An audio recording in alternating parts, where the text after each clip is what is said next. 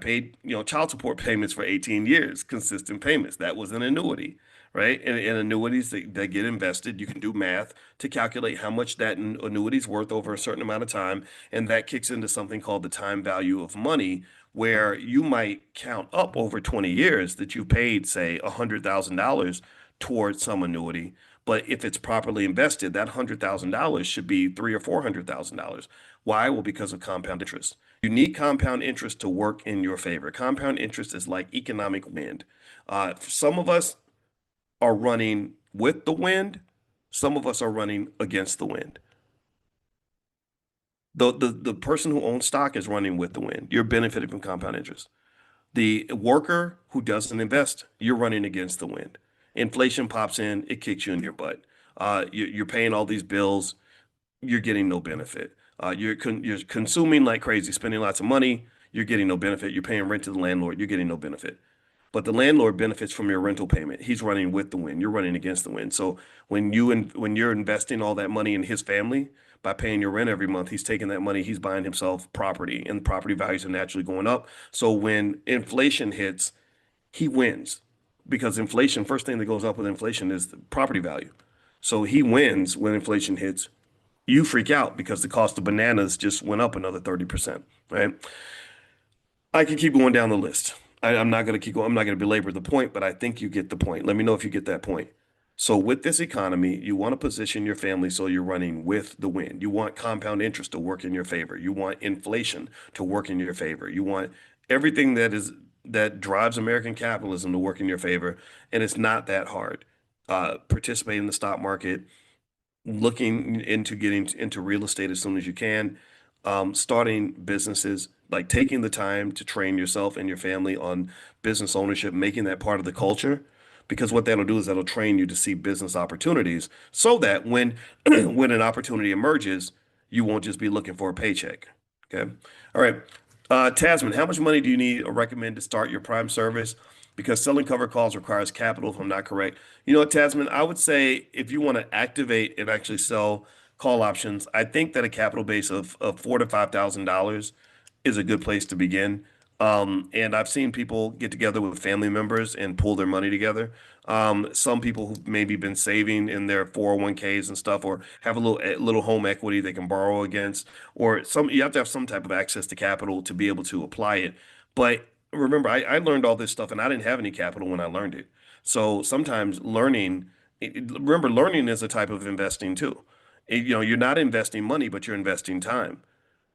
Never think that investing is always only about money. In fact, most investing has nothing to do with money.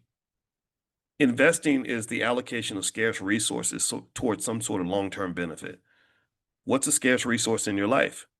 Okay, you think you're broke because you don't have any money? Is that well, if you think you're broke because you don't have any money, then you haven't been listening in class. Money is probably the least valuable thing that you have in your possession. I have money, but money is the least valuable thing that I have. I've been a millionaire for about 40 years now, probably, maybe 35, I don't know. And why do I say that? Well, because when I was 22, I didn't have any money, but I was a straight A student with a college degree. I had two bachelor's degrees and I had a triple major. So I was already a millionaire. I had insane amounts of knowledge. I was teaching college students when I was 22 years old at Indiana University. Um, I had my youth, lots of energy to invest in the things that I wanted to do. I had time. 22 years old, I have a lot more time than I have at 53. So I was already a millionaire. I just didn't have any money yet. Do you understand? So if you don't have money to invest, stop stop letting that lead you to believe that you have no wealth. You're incredibly wealthy already, but I'm just here to guide you to the money. I want you to have the money because the money is a critical component of it all, but sometimes the money doesn't come right away. So the knowledge, when you're filling your brain up with knowledge and you're saying, okay, I'm gonna spend 2 hours a day investing time into learning whatever I'm learning, yeah, you're giving yourself an annuity. That, when I would study 7, 8 hours a day working on my doctorate, that was my annuity to myself. I still benefit financially and otherwise at 53 from annuities I was paying myself at the age of 23. Do you understand? So I really need you to stop thinking about wealth as cash. Cash is these worthless little green pieces of paper that only have psychological value. If people stop believing in cash or stop believing in the federal government, which they're testing your faith right now because they keep building these larger and larger deficits and they keep devaluing the dollar consistently. Um, it you know if people stop believing in those dollars, then they lose their value. All right, let's see. Is Joby a good stock to invest in? I don't have time to look it up, Lisa, but I've heard of it. I think they're an aviation company. I think they're doing those eVTOLs. Yeah, which is a basically these vehicles that I forgot what the eVTOL stands for, but long story short, they're like these little drone type things that take off and they lift straight up and fly. Yeah, Joby. I like Joby. I own Joby. Rodney Ray, for the summer months, can you start speaking directly to kids? Starting Monday, my kids will be on these classes every day through summer. It'd be great if we spoke directly to them. I told them you are their teacher and professor. That's a great point, Rodney. I don't have the time to do an extra class right now, um, but maybe we can consider that.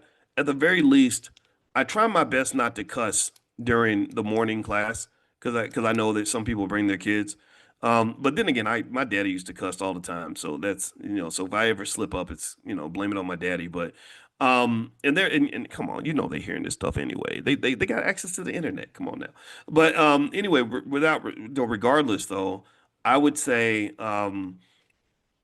that when it comes to kids for this summer, at the very least, I know for sure we have financial flashcards for kids. So you can go to financialflashcards.com. We got flashcards on every type of topic that I think kids need to know on stock market investing, real estate investing, entrepreneurship, crypto, and stock options. I've never seen flashcards for stock options for kids, but I want to be as serious about training our kids on wealth as we are about training them to play in the NFL. When you're training kids to play in the NFL, you give them the best training possible and you make them into elite athletes. So I want the kids to be elite economic athletes. I want them to be the best on earth. So yeah, it's okay to teach your 4-year-old about stock options. They're gonna know a lot about options whether you teach them or not. Every young black man in a jail cell knows what it feels like to have no options. There's no prison I couldn't go to and find a young black man who couldn't explain to me what it means to have options and not have options. So they're going to learn about options whether you teach them or not.